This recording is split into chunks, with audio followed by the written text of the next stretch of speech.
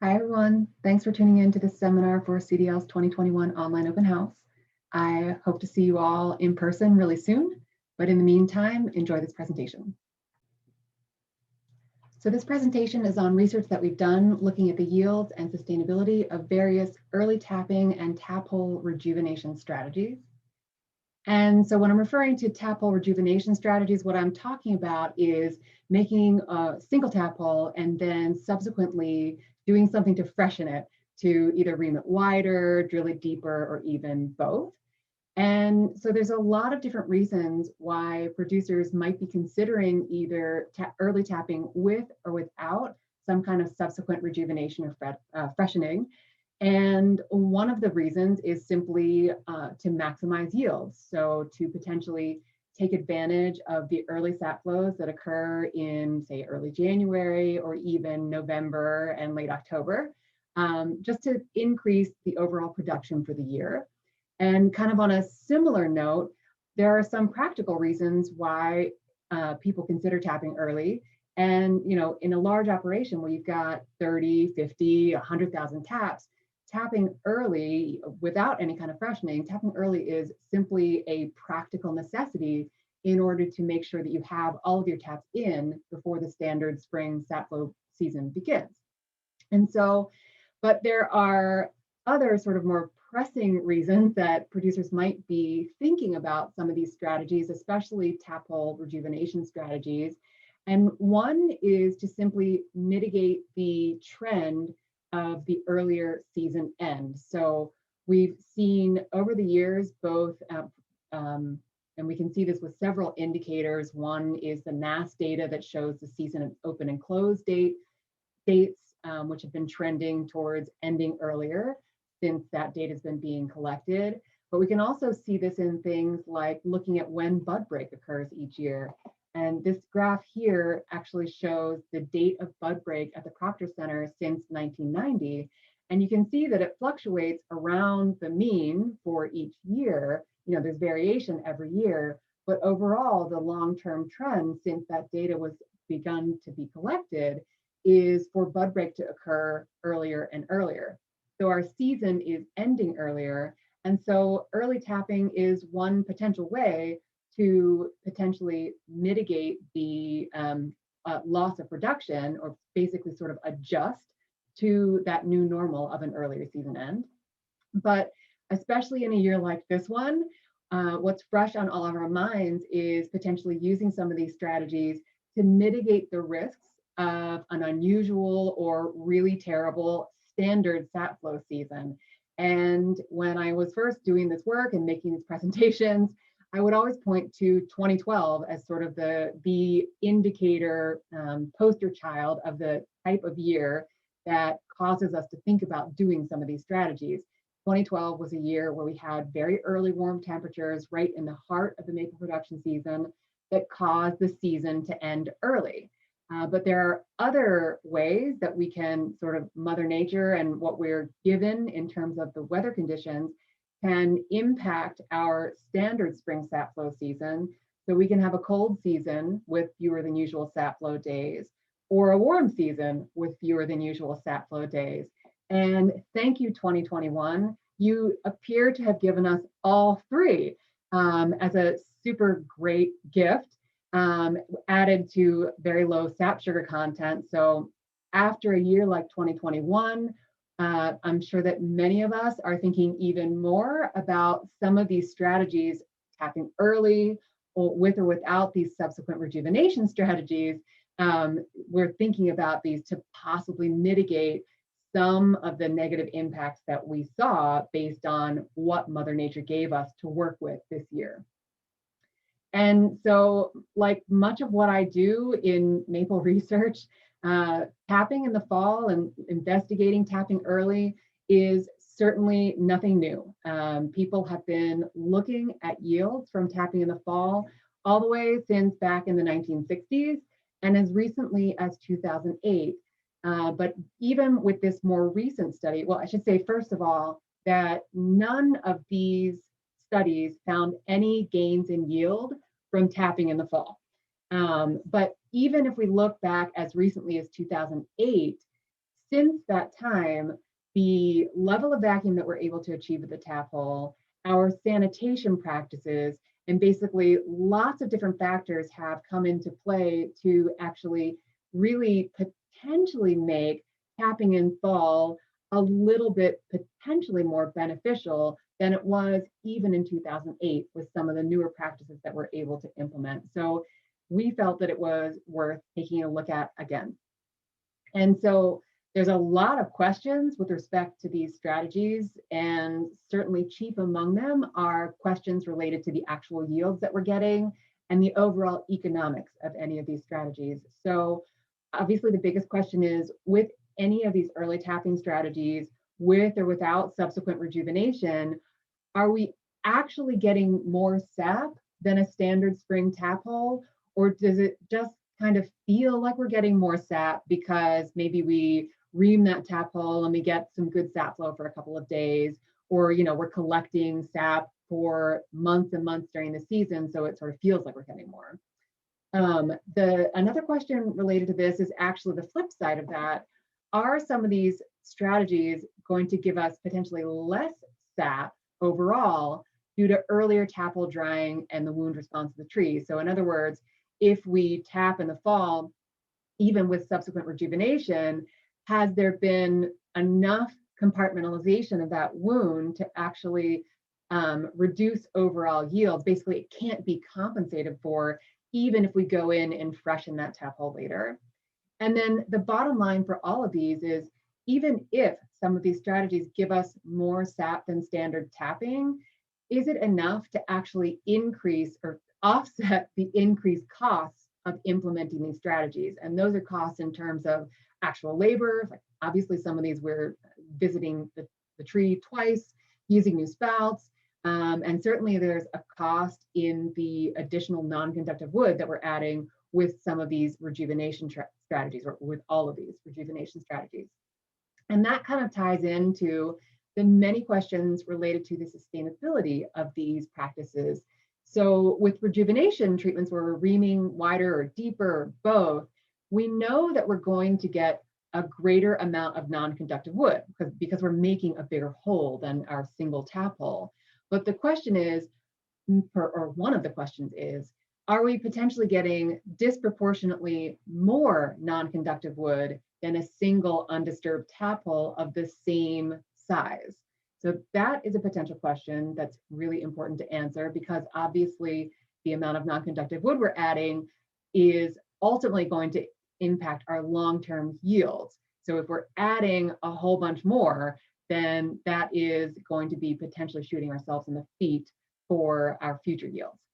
And then some other questions have to do with the fact that we're tapping very early. So instead of having a tap hole wound that is open for several weeks, maybe 2 months, maybe we're having tap hole wounds that are open since October and November for many, many months.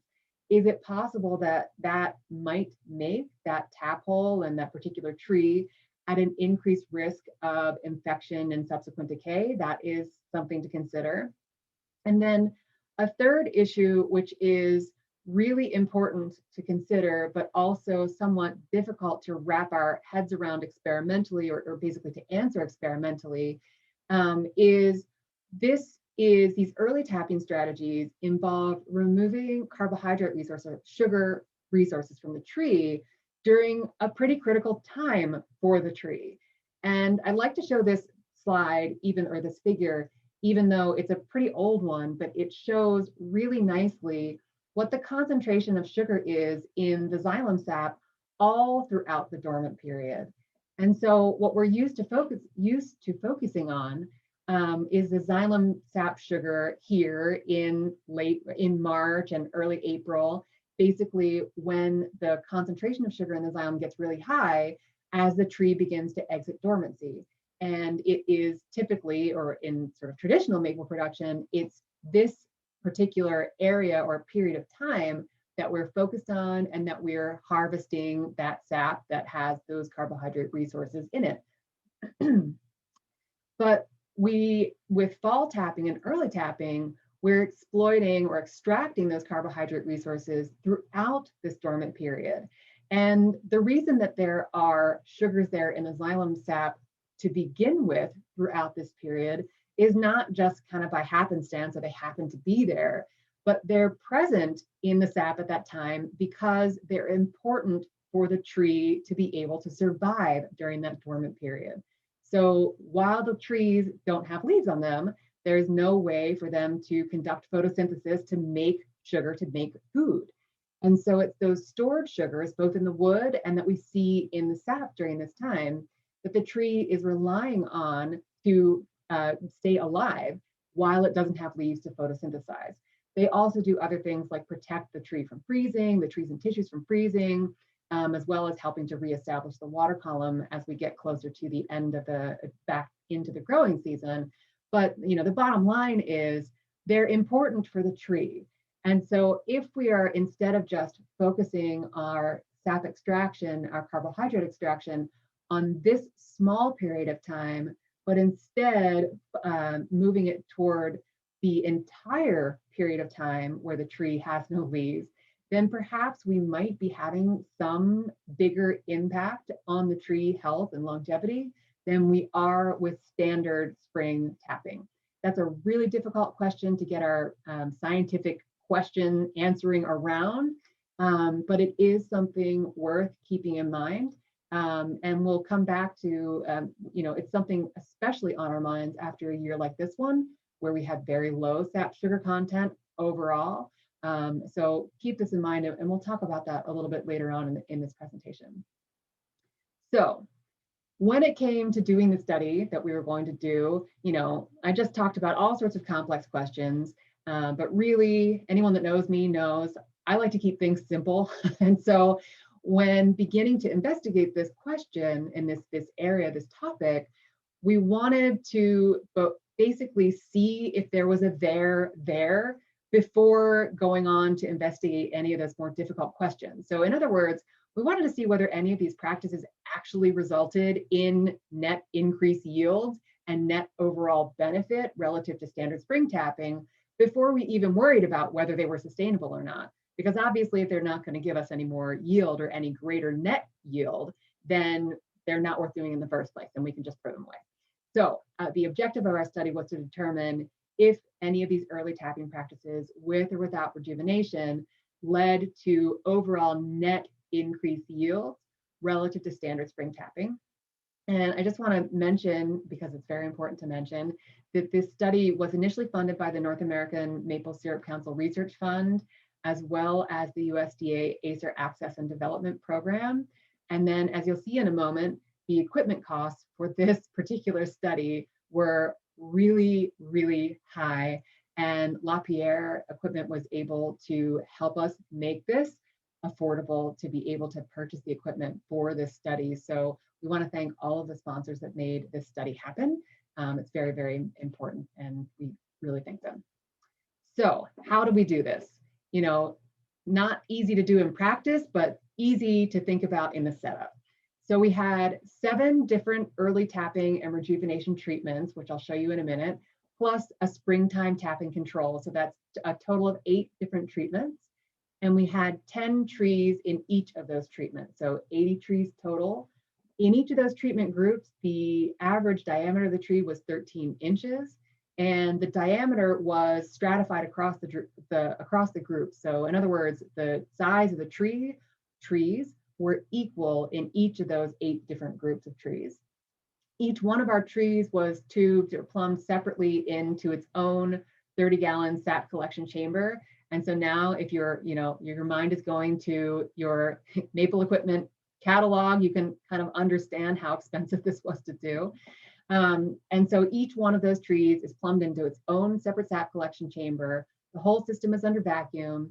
And then basically once the trees are tapped in with their respective treatments, we then go and measure the sap volume and sugar content of that sap 5 to 7 times during the season. Obviously, when you're tapping in October all the way through April, it requires a few times. Measuring that 30 gallons is not enough space.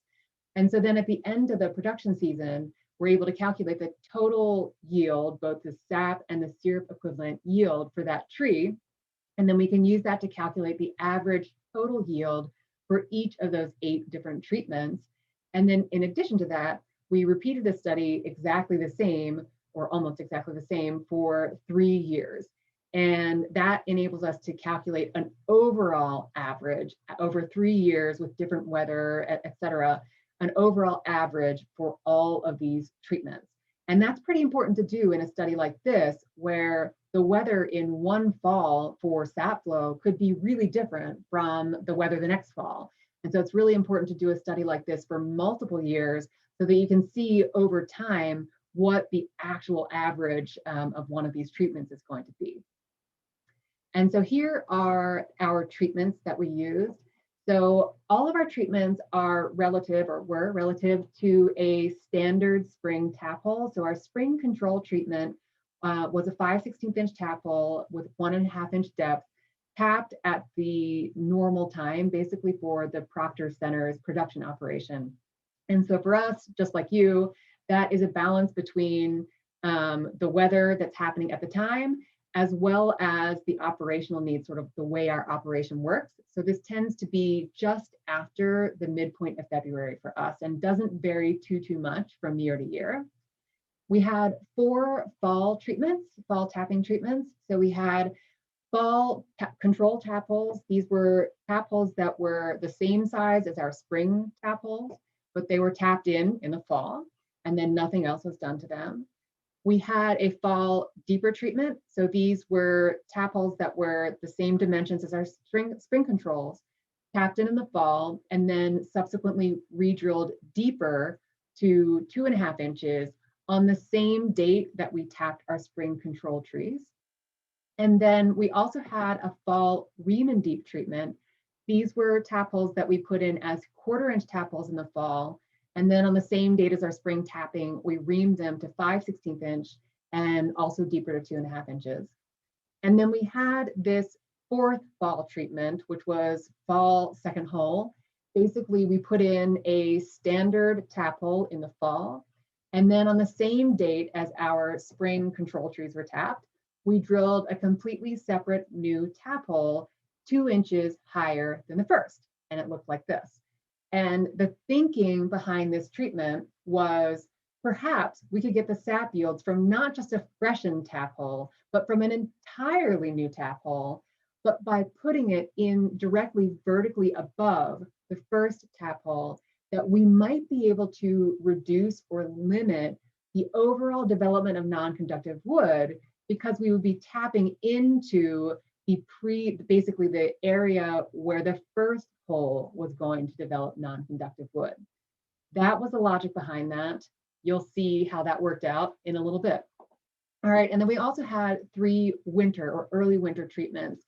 And basically early winter is a treatment that reflects sort of capturing early January thaws and late December thaws. So our early winter treatments were either, and they were based on the actual weather that we were seeing, but basically this runs from late or mid to late December to early January, depending on how the weather was shaping up to see when those sap flows are actually going to occur.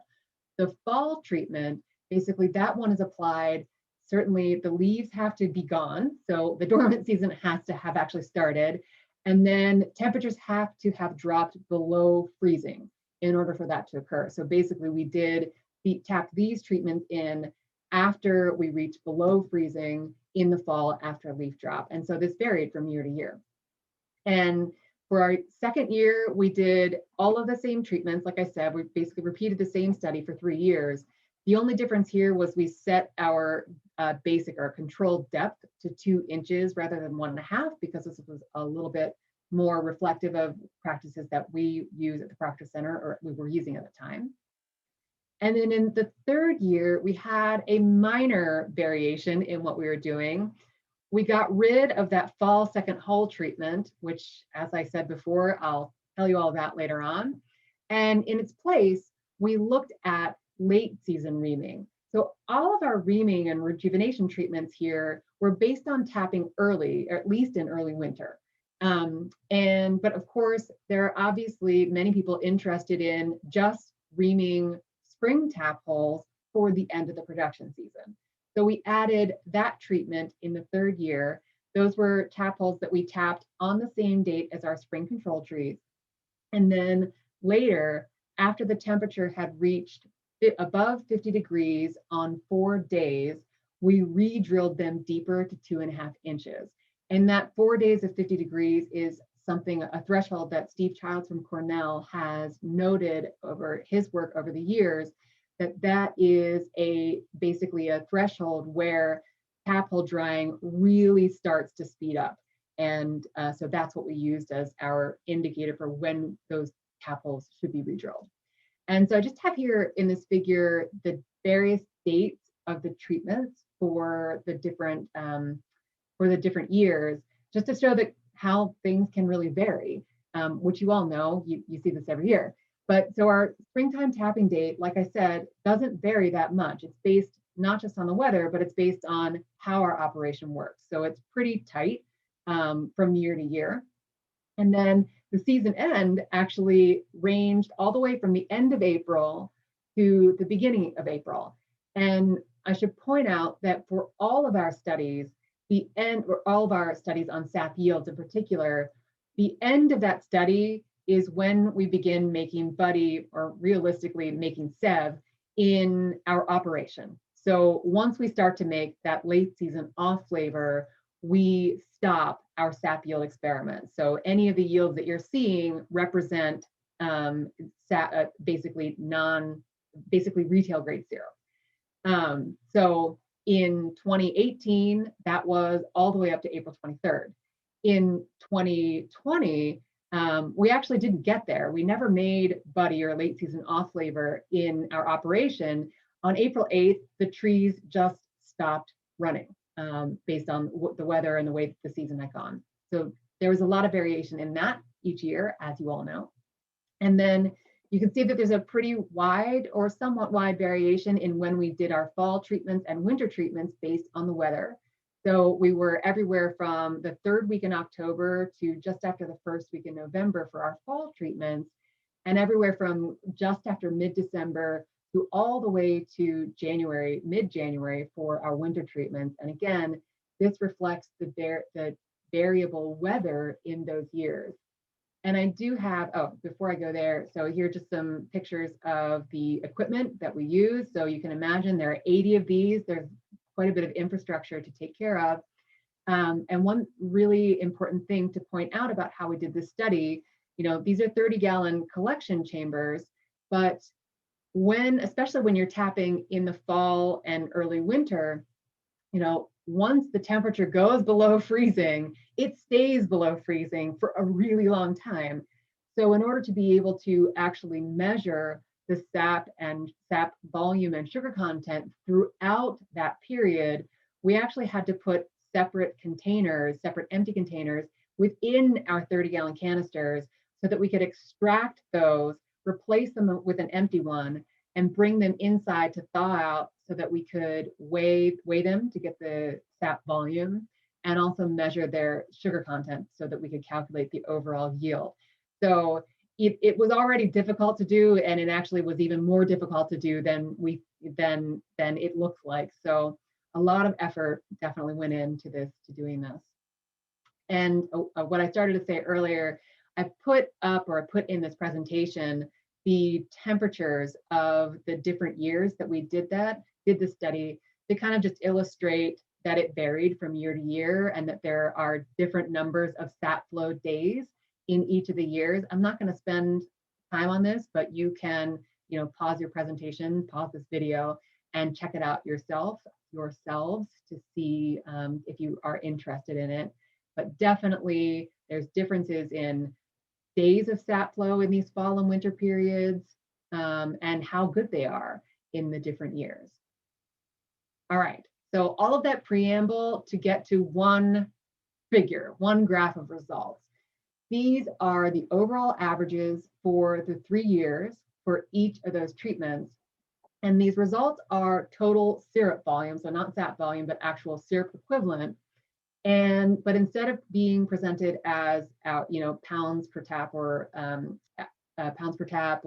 gallons per tap, these, because we are interested in how much better or worse do these treatments do than a standard spring taphole, those yield results are presented as a percentage of our spring control tapholes. So in other words, if we set the yields from spring control tapholes at 100%, how do the rest of the treatments relate to that?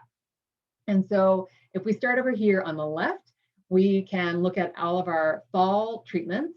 And first foremost, we can look at those fall control holes, those fall tapholes that were just set it and forget it. We put them in and let them go.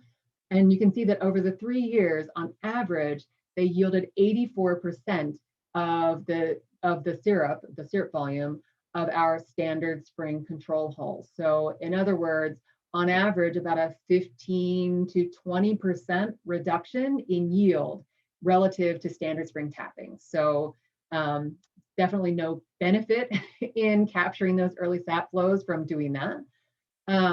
We can move over here to that fall second hole treatment, where we had two tapholes, one placed in the fall, one placed immediately above it in the spring. And you can see that there was, with this treatment also, no gain in yield. It yielded about the same as our spring control tapholes for twice the work and at least twice the amount of non-conductive wood. We'll talk about that in a minute. So not a very good idea. And also our fall Riemann deep tapholes. So these were the 1/4-inch tapholes we put in the fall that we reamed later on to 5/16 inch and 2.5 inches deep. Those also yielded about the same as the spring control taphole for twice the work, an extra spout. So definitely no gain in yield there. But the fall deeper tapholes, these are the ones we put in the fall and just re-drilled from 2 to 2.5 inches in the spring. These resulted in about a 16% on average increase in yield relative to the spring tapholes. So that's kind of interesting. And then if we look at our winter treatments, we can look at the winter control tapholes. So these were the early winter tapholes, so mid-December to mid-January, depending on the year. And we can see that on average, they produced 92% of our standard spring tapholes. So not a huge reduction in yield, but also not the same as our spring control tapholes. So that is something to think about. And then, however, if we go to the winter Riemann deep, so the 1/4-inch tapholes that were reamed wider and deeper, and the winter deeper, we see that both of these had about a 20% gain relative to our spring control holes. So that begins to get a little interesting. I'm going to not talk about the late season reaming until later. It's a special case that we'll talk about on its own. So just ignore that for the moment. But before I move on from here, there is something that's worth pointing out. So we see these small or potentially interesting gains, right, from some of our rejuvenation treatments, but this study was lacking one thing, or one thing that we need to keep in mind, and that is the final taphole depths for each of these treatments. So remember that all of our re-drilled treatments, all of our rejuvenation treatments were a final depth of 2.5 inches, whereas our control hole was only 2 inches. What this study did not have was a control hole that was that same final depth, the 2.5 inch depth.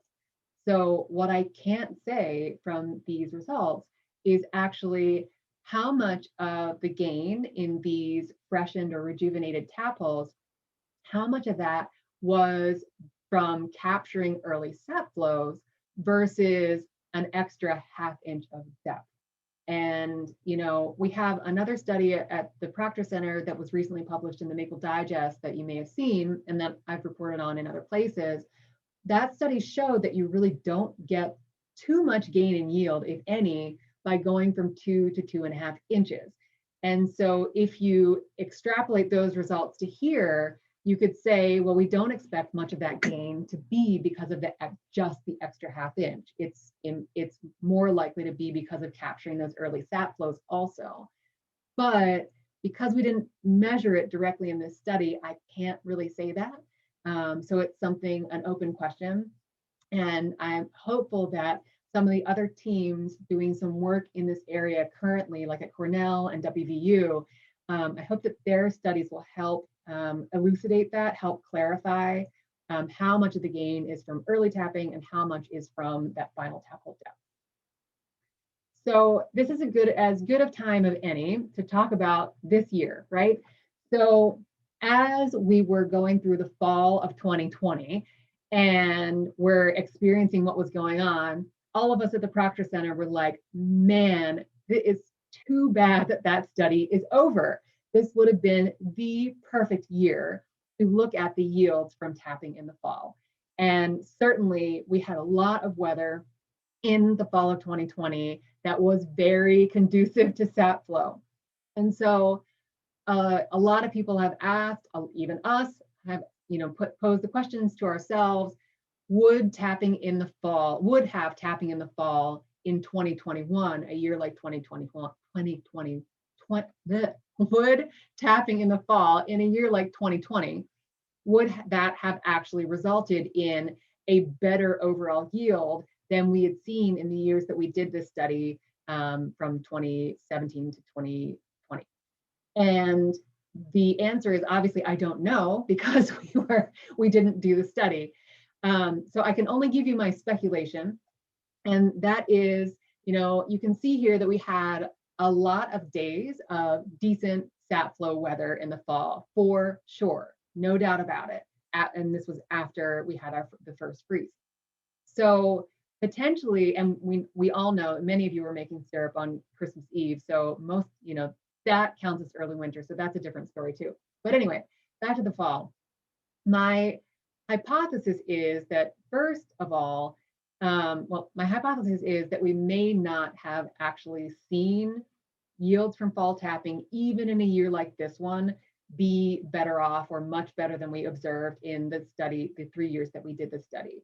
And that's for two reasons. One, when you actually count the sap flow days for this year, it wasn't really bigger than it was in any of the previous years, although the temperatures were higher, so the flows could have been better.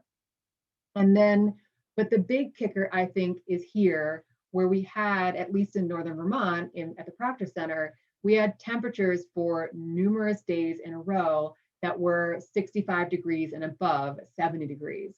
My thinking is that this prolonged period of warm weather would have tanked the sanitation of those tap holes, and you would have seen a lot of expedited tap hole drying in those fall tap holes that certainly would have put you at a disadvantage all the way toward the late season, when we actually had conducive weather to sap flow. So I don't have the answers to that. I'll look forward to hearing from some of the producers that did tap this fall and that have tapped in the fall before, to see whether they saw some advantages of the weather that we had this fall. And then there's an overriding factor, which is, yes, the fall yields may not have been that much better, but in a year like this one, where the actual springtime production season was not so great, it's possible that, almost sort of as a fluke, tapping in the fall, even if the yields weren't super great, could have been advantageous in this year. So it's kind of complicated to think about, but I'm really looking forward to talking to those of you that did tap in the fall, especially those of you that have done it before, to see what you observe. So call me. Anyway, and this is now, I guess, as good of time as of any to talk about, the elephant in the room, what's on everyone's mind. Why was the sap sugar concentration so low in 2021? And before I say anything, because I'm going to give you my theories and hypotheses of why it was, the carbohydrate balance of trees, especially as they relate to sap sugar in the xylem sap, it is an enormously complex subject, with things that affect it all the way from little things to big things to really long things that are distant in time, like years and years before. And in plant biology, it is an area that's well known as something that's like a little bit of a black hole in terms of how we really understand it. We don't. It's super complex. So to give you an answer, why was sap sugar concentration so low this year? I can honestly say I can give you some ideas and some of my leading thoughts, but really no one has a true answer to this. And it's probably vastly more complex than we can understand. But with that said, here's what I think. So first and foremost, I want to point out that 2020, at least at UVM, at the Proctor Center, our sap sugar content was also lower than average in that year in 2020, not just 2021. So that's something to keep in mind. And then my personal leading contenders for why sap sugar concentration was so low this year has to do with the prevailing weather and climate, at least for the last 3 years. So since 2018, and probably before that too, we have had 3 years of either drought or very dry weather and hot weather. So these two figures are showing snapshots of weeks in 2018 and 2020.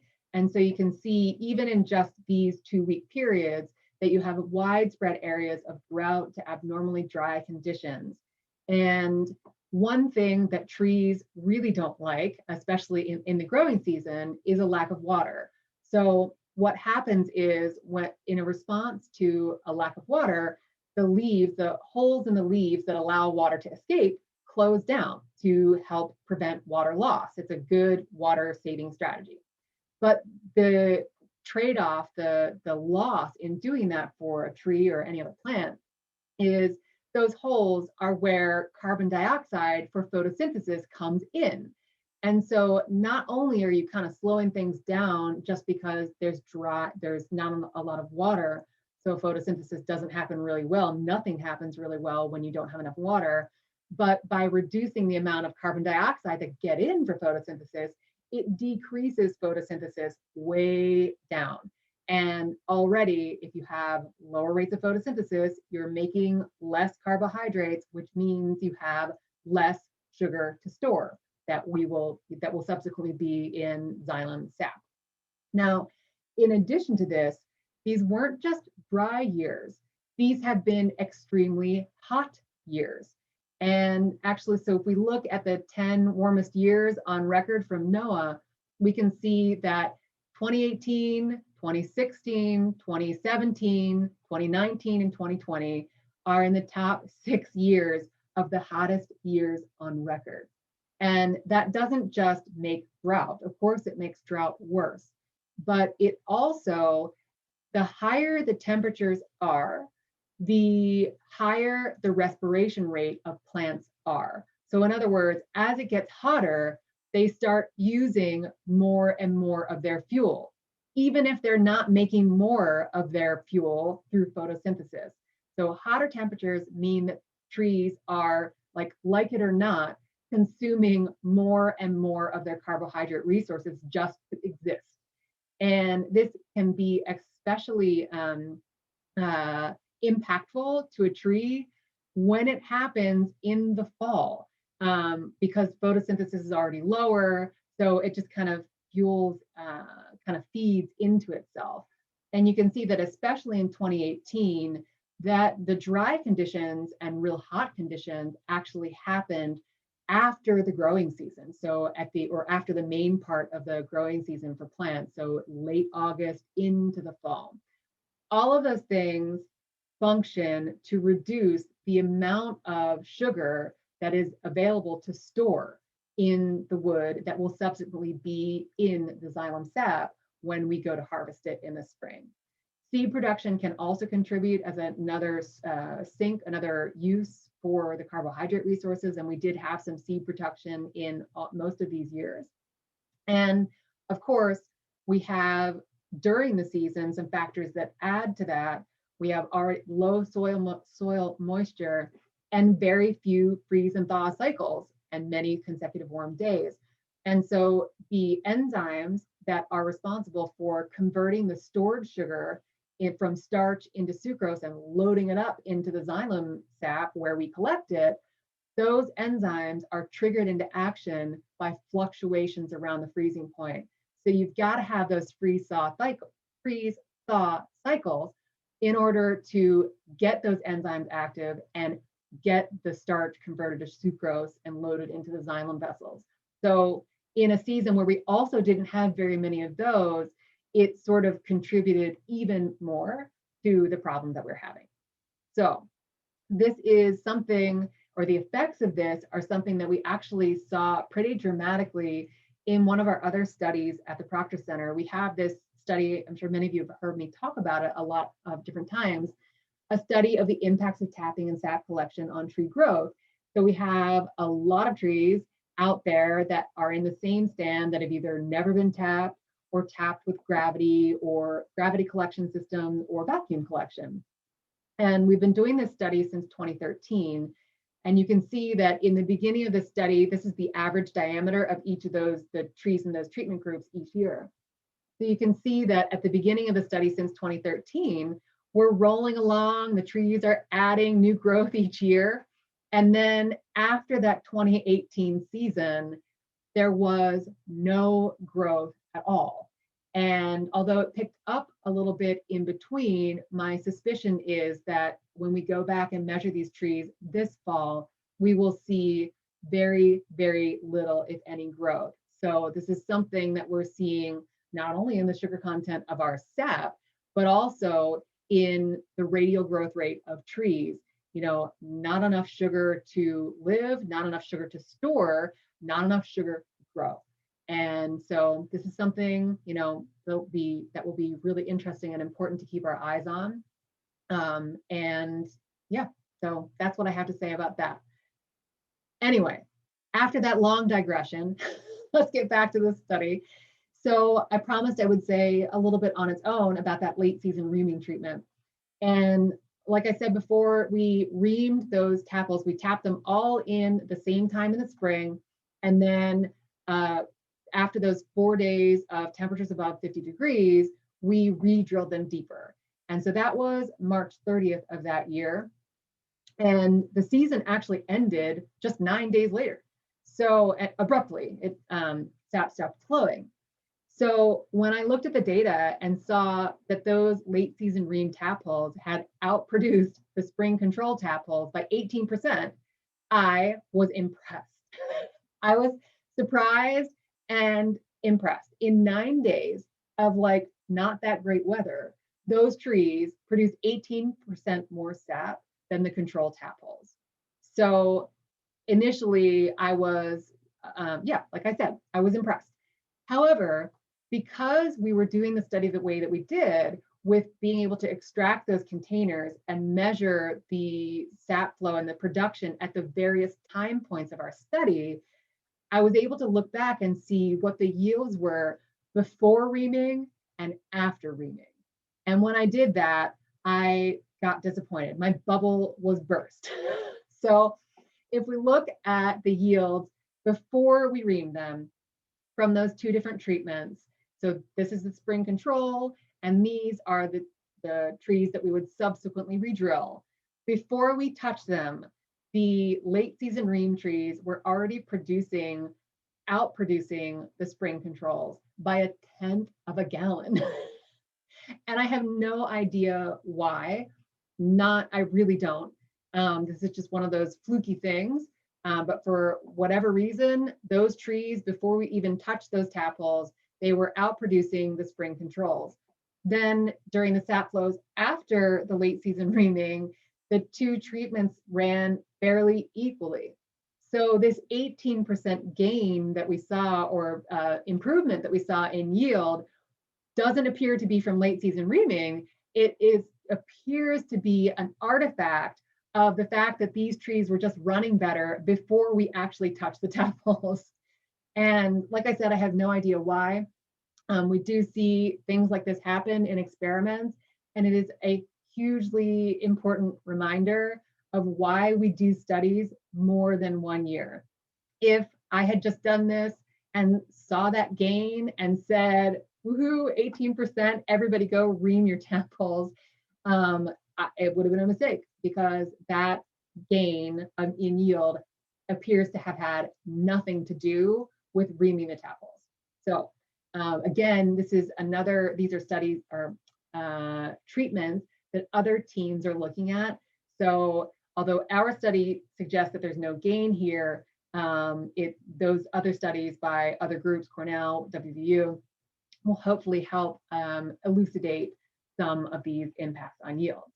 But as important as yields are to see whether there's a there, whether any of these strategies are worth doing, as important is understanding some of what the sustainability is, because we did see some benefits or perceived benefits in yields from some of these treatments, at least a little bit.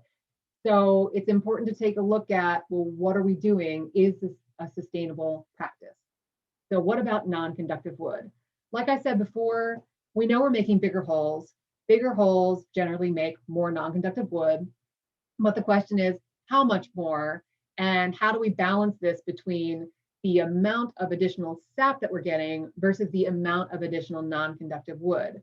So how much more non-conductive wood are we getting? And so to do this, we did a study where to determine how much non-conductive wood was generated by 2 of our rejuvenation treatments. And so to do this, we had 20 trees. Each one of them received 2 or 3 tapples. All of them got a control taphole, a standard spring taphole that was 5/16 inch and 1.5 inch deep. And then all of them received received 1 or both of 2 of our longevity treatments. So some of them received that fall Riemann deep treatment. So a 1/4 inch spout in the fall that was 1.5 inch deep. And then in the spring, we reamed that to 5/16 inch wide and 2.5 inches deep. And then we also looked at that fall second hole treatment. So standard size taphole in the fall and the same size taphole drilled 2 inches right above it in the spring. So once we did that, the next fall, we cut them all down and then removed a slab that contained each of those taphole stains. And then once we had that slab, we cut it into 2 inch wide segments, beginning through the center of the taphole. And so this is obviously not a maple tree, but the idea is the same. You see that we're cutting it up with a circular saw to get those 2 inch segments. And then each segment for each taphole is then photographed with a digital camera and a scale. So we end up with something like this, or realistically, more often we end up with something like this. So we have our cut through the center of the taphole, and there's our scale so that we know exactly how big it is. And then we have every 2 inches all the way up until it goes away, and all the way from the bottom until the stain disappears. And actually, the stain goes beyond this in this particular tree, but it didn't fit on the slide. But this is 12 inches above, this is 14 inches above. So we're photographing all of these with a scale. And then once we have those, we can use image analysis software to measure the actual area of non-conductive wood in each of those cookies. And then we can take that and use it with the width of that segment, that 2 inches, to calculate the volume of non-conductive wood in each of those segments. And then we sum up the volume in each segment to get the total amount of non-conductive wood for the entire taphole stain. So it's a lot of work, but it is worth it because it really is one of the closest ways that we can get to measuring exactly how much non-conductive wood is made by a particular taphole. And in this study, importantly, what we had were our treatment tapholes. This is a fall Riemann deep taphole. We had those tapholes in the same trees as our control. And what we know from studies of taphole wounding that we've done before and that other people have done before, the amount of non-conductive wood that a taphole makes is very, very variable from tree to tree. And so by putting the 2 treatments in the same taphole, we can really eliminate or reduce a lot of that variation. And so that we can always compare how much non-conductive wood is being made by these rejuvenation treatments compared to a controlled treatment taphole in the same tree. Okay, so what do we find? first of all, let's talk about that fall second hole treatment. This is where we discovered that it was not a very good idea. So when I'm looking at the first cookies from that treatment, and this is through the center of the tap hole from one of those fall second hole trees, I'm looking at that and saying, oh no, look, I've tapped into non-conductive wood from another tap hole. I can't use this. And that was really dumb because obviously I had put the second tap hole in that tree. So when I looked at the cookie that was 2 inches above this, I could see what was going on. We were seeing the non-conductive wood column from that second hole. And so the idea of this treatment was to put the 2 tap holes in line so that they would make 1 column of non-conductive wood. But that is not what happened. Trees are not dumb. The 2 different wounds made 2 separate non-conductive wood columns. And initially I was thinking, oh, well, it's just if you don't get them perfectly lined up, they'll make 2 different columns. But if you line them perfectly, you'll make 1. And again, trees showed me that they're not stupid. That wasn't it at all. Whether the tap holes were perfectly lined up or closely lined up or far apart, they all made at least the non-conductive wood for 2 individual columns. And here's just more pictures. These were super fun to look at once we cut them open. But basically, the idea was obviously to reduce the development of non-conductive wood by tapping within the same wounding column. But this treatment generated 2 complete non-conductive wood columns plus more, as you'll see in a moment. So it didn't just reduce the amount of non-conductive wood, it made the non-conductive wood for 2 individual tap holes plus some more. So it was worse than 2 individual tap holes. So not a good idea. And remember that all of that was for no gain in yield. So again, like, aren't you glad that we do the really stupid things so that you don't have to? All right, so here are the actual numerical results of the total amount of non-conductive wood in our treatment, our rejuvenation treatment tap holes compared to the control tap holes in the same tree. So just like I just said, that second hole 2 inches above, those made 211% more non-conductive wood than the control tap holes, the single undisturbed tap hole in the same tree. So that means that they didn't just make twice the amount, they made more than twice the amount. And then even more important story is for the reamed wider and deeper treatment. These trees made, or these tap holes made 273% more non-conductive wood than the control tap holes in the same tree. So 2 3/4 times more non-conductive wood. Now, I know what you're saying, and you're right. Of course, there's more non-conductive wood because those tap holes had a larger final size than the control tap holes. They were 2.5 inches deep compared to 1.5 inches deep. However, if we look at the actual size of the final hole here on the left for the controls and for the reamed wider and deeper, and we compare that to the volume of non-conductive wood generated, we see what's going on here.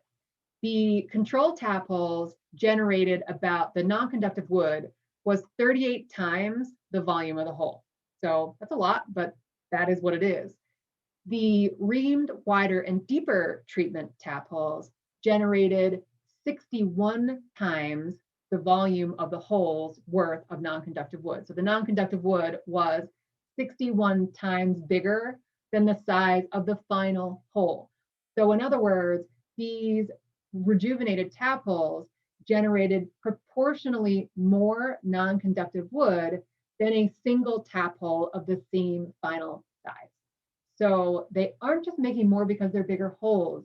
They're making more because we are redisturbing the initial wound, which makes sense. The tree's response to that tap hole wound begins almost, or actually no, it does begin immediately when we make the hole. And so once that process begins, that compartmentalization of that wound, the tissues around and within that column become less able in some ways to respond to further injury. So it doesn't surprise me much at all that there is proportionally more non-conductive wood in a twice disturbed taphole than there is in a single disturbed taphole. Okay, so tying this all back in together, back to our yield results. So looking at just our fall and early winter control tapholes, things that we didn't apply a rejuvenation strategy to, our fall tapholes gave us 84% on average of our spring tapholes. So that's a 15-20% reduction. So unless there are other compelling reasons to do it, fall tapping is fall tapping doesn't appear to be a strategy to increase overall yield. Now, of course, if you are in a different situation and perhaps it's much more important to make early season flavored syrup and make a higher production of your crop in that portion of the season versus the late season, then this may become an interesting way to look at things. But again, remember, this yield did not include, and none of our yields here include any late season flavor. So this was 84% of the good production of good flavored syrup for that year. And then our early winter tapping, we saw 92% of the yield of a spring control taphole. And so what this shows me, or what this indicates, is that there's not a significant reduction, not a substantial reduction. So if you're doing this, if you're tapping in late December, early January, just as a practical necessity to get your taps in, you are possibly losing 8 to 10% of your yield. And that may be worth it in the end, depending on the way the math works in your operation for getting everything in. But there's certainly no compelling reason to do it to increase yields from capturing early sap flows. It simply does not look like that's the case. It looks like it's the opposite of that. All right, and as far as our rejuvenation or freshening treatments, well, our fall Riemann deep, our 1/4 inch to 5/16 inch holes, those gave us the same yields as our spring control tapholes, so with twice the work and extra costs for spouts and things like that. So that does not seem to be a very good idea. Our other rejuvenation treatments, the fall deeper treatments, the winter Riemann deeper treatments, and the winter deeper, all gave us between 15 to 20% more than our control tapholes. However, we don't know how much of that technically was just due to the 2.5 inch depth, the extra 1/2 inch of depth. But more importantly, we now see that there is, with any of these rejuvenation treatments, a significantly and disproportionately greater amount of non-conductive wood from those treatments. So no matter what the yield from those treatments, we strongly advise against implementing them, no matter what. It is bad for the tree, as I'll show you in a moment, or remind you in a moment. It's bad for your yields. But based on what I've seen with the development of non-conductive wood, I cannot recommend any of those practices in any circumstances. So something to think about with deeper tapholes to begin with is that you have a greater chance, if you are reaming deeper, a greater chance of intercepting existing non-conductive wood. And of course, when, you all know this already, but when you tap into an area of non-conductive wood, whether it's a branch scar or a previous taphole, you have basically, the result is much more non-conductive wood than you would have had if that taphole had not intercepted already existing non-conductive wood. And then there are consequences of more non-conductive wood. This is not just me being like tree hugger, like be nice to the trees. This is me saying this is going to hit you in the wallet in a couple of years. So the more non-conductive wood we have in the tapping zone of trees, the greater the chance we have of hitting it when we're tapping. So if the proportion of non-conductive wood in the tapping zone is essentially equivalent to the chances of hitting it when tapping. So if 20% of the tapping zone of the tree is non-conductive wood, we have a 20% chance of hitting it. And likewise, 60% of it is non-conductive wood, we have a 60% chance of hitting it. So the chances are increasing as non-conductive wood increases. And this very elegant study done by my colleague Mark Iselhart at UVM Extension, where he tapped purposefully into non-conductive wood to quantify the yields that you actually get from tapping into non-conductive wood. What he found in that study was that yields from tap holes drilled into non-conductive wood were not just a little bit lower, they were significantly lower, on average 75% less. And so yields are significantly lower from tap holes drilled into non-conductive wood. So the greater the chances you have of hitting non-conductive wood, the greater the chances you have of significant reductions in yield. So if you are increasing the amount of non-conductive wood that you have in your trees from some of these rejuvenation strategies, then ultimately that is potentially going to end up reducing the yields of the future. You've got an increased amount of non-conductive wood, increased chances of tapping into it, and ultimately obtaining reduced yields. So in the end, that addition of a little of extra non-conductive wood, quite a bit extra non-conductive wood, to get a small potential increase in yield simply isn't worth it in this year, or definitely not 10 years from now. And if you want better yields, like if you are like struggling to get better yields, there are a lot of other ways to get you a 10 to 15 to 20% increase in yield, going everything from taking care of your tubing system to your practices in the sugar house. I could go on all day about different ways to make up that 10%, 20% in yield that don't require you to shoot yourself in the foot by adding a whole bunch of extra non-conductive wood and doing twice the work, if not more. So with that lovely, lovely thought for the future, I want to say thank you. And obviously I can't see any of you right now to tell whether, whether what I'm saying is making sense. So if you have any questions about what I presented today or anything else, do please feel free to reach out to me. And you can see my email here. And I also would invite you to check out some of our resources that are online. You can go to our website, but we also have and are always adding new videos to our YouTube channel, both on production practices. There are seminars like this here. Mapleresearch.org is where you can get the results from all of these studies from all over the place. The UVM Maple Extension Maple Program site has a bunch of presentations and other resources, as well as the UVM Extension Maple Business and Forestry Program website, which has a whole lot of business information, forestry information, tools, and stuff like that. So thank you all very much for tuning in. And like I said before, I hope to see you all really, really soon.